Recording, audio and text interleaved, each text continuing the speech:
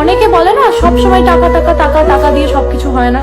আমি আমার নিজস্ব মতামত তোমাদের সাথে শেয়ার করছি, প্রত্যেকের মতামতকে রেসপেক্ট দিয়ে।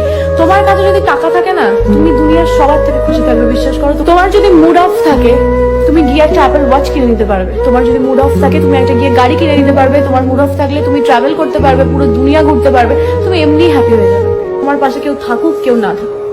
আমার মন খারাপ লেগেছে, আমি কেঁদেছি, বন্ধ ঘরে কাঁদবো। সেটা বাইরে বেরোলে, আমি যখন দরজা খুলে বাইরে বেরোবো, কাউকে সেটা দেখাবো না। লোককে যদি তুমি তোমার দুর্বল জায়গাটা দেখিয়ে দাও, লোকে সেখানেই বারবার অ্যাটাক করবে। এটাই লোকের ধর্ম, মানুষের ধর্ম এটা। আমি ছোটবেলা থেকে বহু মানুষকে দেখেছি, বহু মানুষকে পাল্টে যেতে দেখেছি, বহু মানুষকে ভালো হতে দেখেছি। বহু খারাপ বন্ধু ভালো বন্ধু হয়ে গেছে, আর ভালো বন্ধু খারাপ বন্ধু হয়ে গেছে। প্রচুর কিছু হতে দেখেছি আমি। আমার মনে হয় ম্যাচুরিটি কোনোদিন বয়সের সাথে সাথে হয় না, সিচুয়েশন তোমাকে ম্যাচিওর করে তোলে।